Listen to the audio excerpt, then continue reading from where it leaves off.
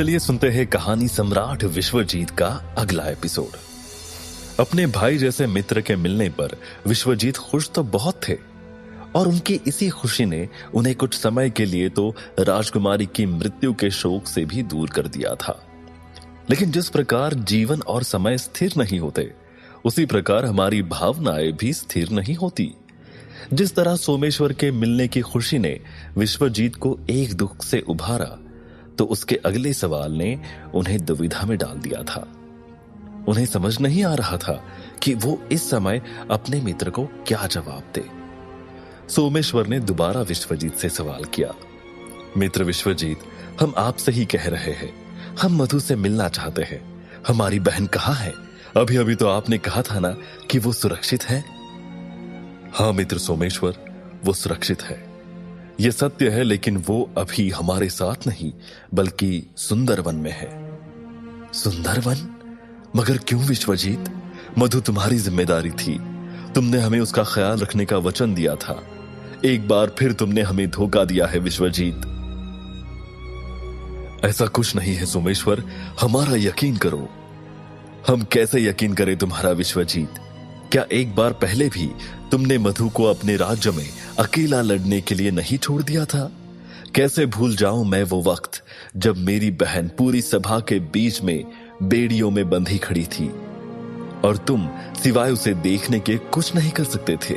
जब तुम्हारे अपने सैनिक उसे खींचते हुए कारागार में ले जा रहे थे और हम तुमसे उसकी रिहाई की भीख मांग रहे थे, तो तुम सिवाय मौन रहने के कुछ नहीं कर सकते थे। कैसे कैसे भूल जाऊं मैं वो सभी बातें विश्वजीत? कैसे? मुझे बताओ। ये सब तुम क्या कह रहे हो सोमेश्वर? क्या उस सब के लिए हमने तुमसे क्षमा नहीं मांगी?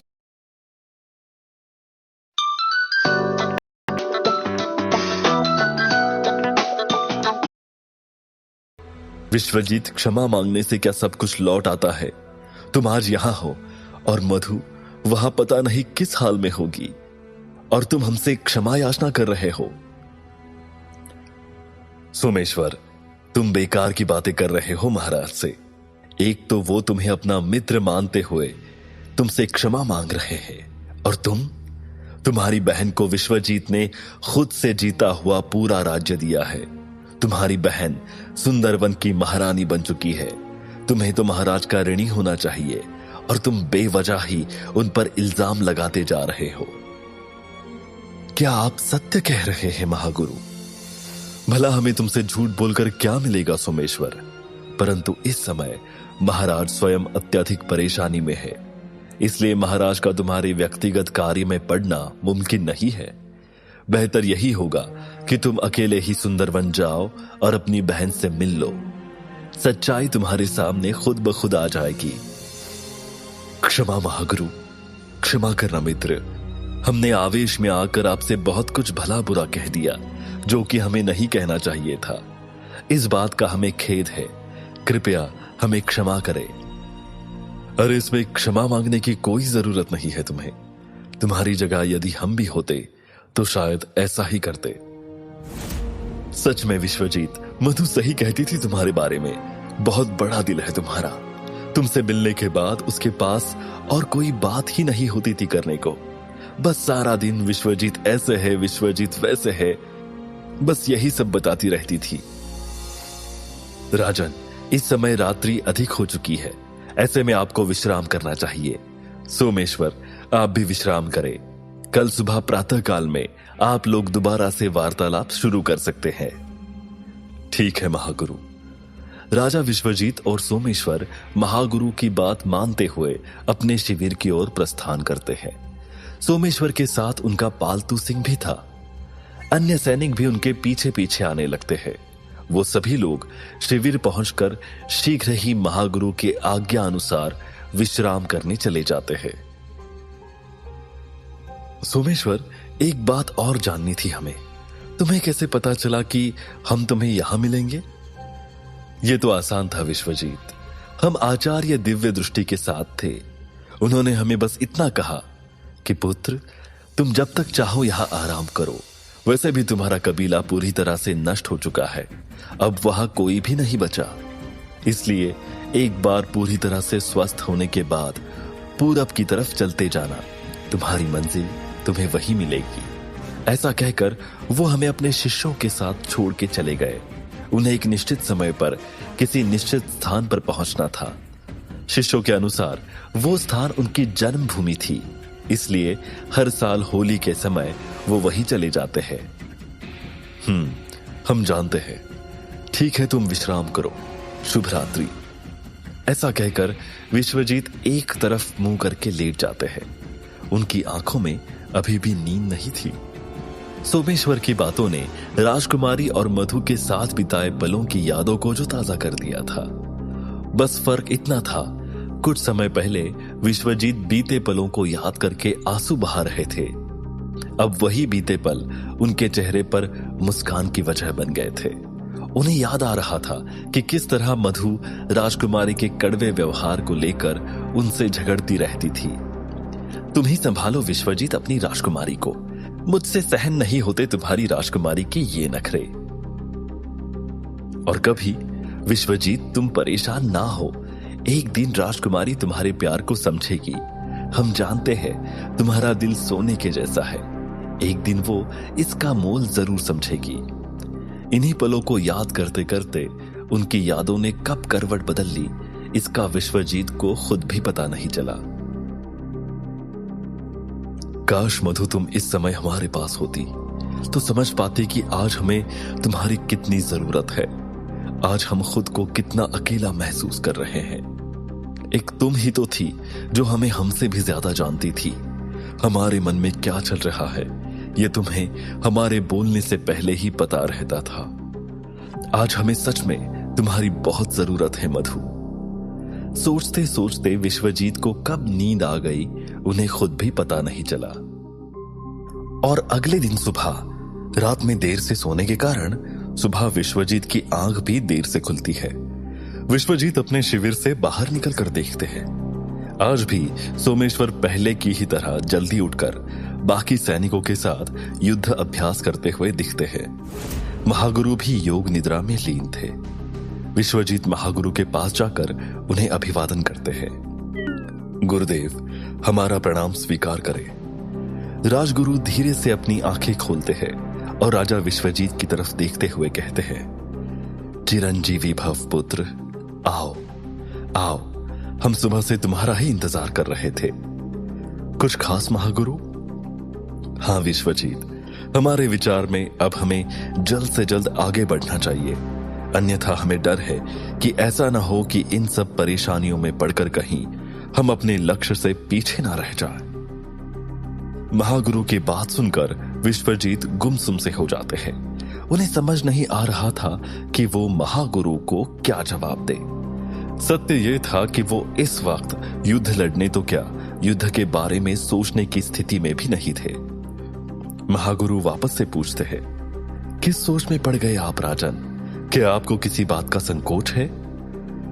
कुछ नहीं गुरुदेव, हम सोच रहे थे कि। विश्वजीत ऐसा कहते हुए यहां वहां देखने लगते हैं। क्या हुआ विश्वजीत? हमें लगता है कि कुछ तो परेशानी है जो आप हमसे कह नहीं पा रहे हैं। अब तो सोमेश्वर भी यहां है। हमें लगता है कि जितने ज्यादा लोग हमारे साथ होंगे हमारे लिए उतना बेहतर होगा।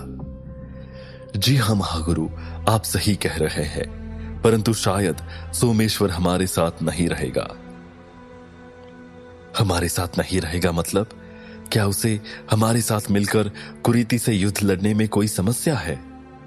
नहीं महागुरु, मतलब जैसा कि मित्र सोमेश्वर ने हमसे कल कहा था, वो पहले अपनी बहन मधु से मिलने जाना चाहता है और साथ ही वो ये भी चाहता है कि हम भी उसके साथ जाएं। ये बात सुनते ही अचानक से महागुरु क्रोधित हो जाते हैं। ये क्या बेकार की बातें कर रहा है सोमेश्वर? परंतु महागुरु, परंतु क्या विश्वजीत? क्या तुम्हें नहीं लगता कि उसे यह समझना चाहिए कि एक राजा का इस वक्त क्या कर्तव्य है? वैसे तो ये लोग महल में बड़ी बड़ी बातें कर रहे थे, अब कहाँ गया इनका ज्ञान? परंतु महागुरु, हमें लग रहा था कि उसे हमारी वास्तव में। विश्वजीत! अचानक से महागुरु जोर से क्रोधित होकर बोलते हैं।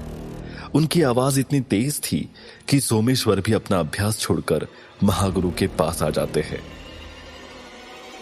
विश्वजीत, मत भूलो कि तुम एक राजा हो, और यदि तुम ये भूल चुके हो तो हम तुम्हें याद दिला दे कि आपके प्राणों पर भी आपका अधिपत्य नहीं है।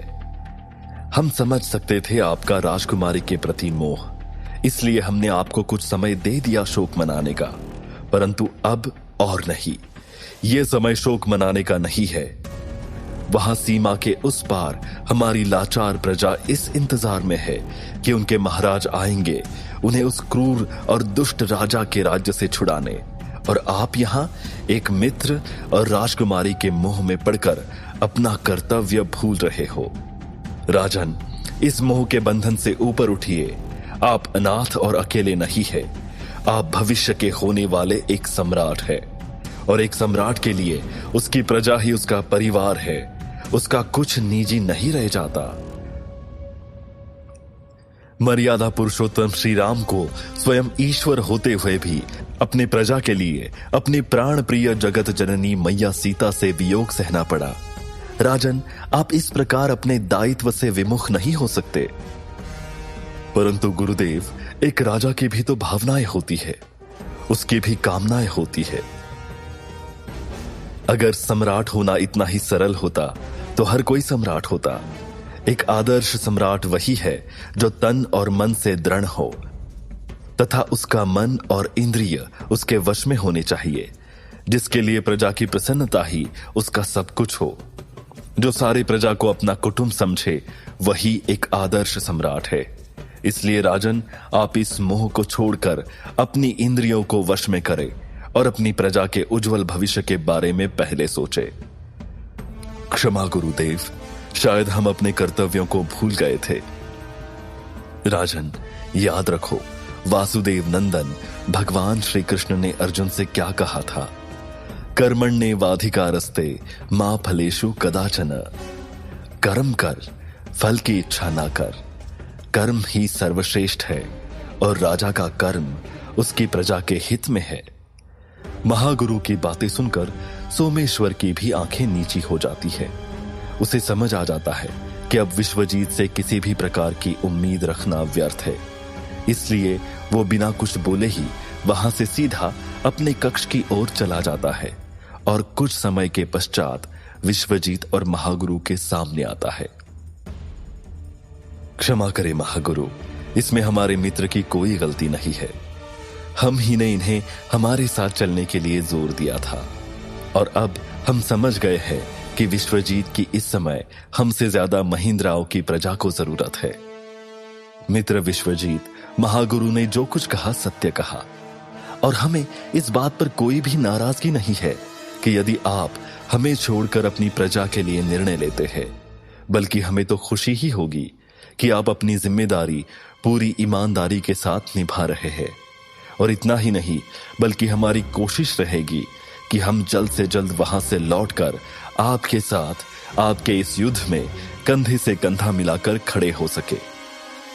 ऐसा कहते हुए सोमेश्वर वहां से महागुरु और विश्वजीत से आज्ञा लेकर चला जाता है। क्या होगा कहानी में अब आगे? विश्वजीत के लिए महागुरु का यह निर्णय ठीक है?